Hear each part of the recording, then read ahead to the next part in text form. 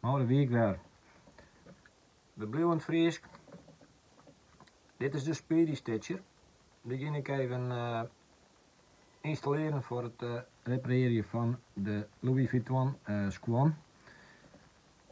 Dit ding gaat uit elkaar.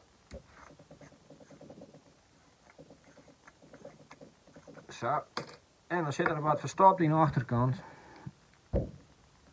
2 naalden zitten erin.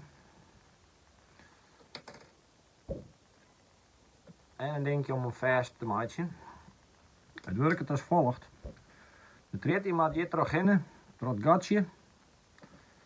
Dan moet de naald erin. En er zit in de naald zit een gleuf. En door de gleuf moet de treed heen. Moet ieder waar goed heen. Voorzichtig weer dat de treed niet steken gaat of beschadigd wordt. Door het gatje heen. Dan kan het ding weer dicht aan de achterkant. En dan kunnen we hem broeken. Hier zit nog een hoog tred op. Maar als het op is, dan kan ik natuurlijk van een grotere rol afnemen. Ja, steek ze in principe gewoon door het gat heen. En dan helst de tred helst één kant uit.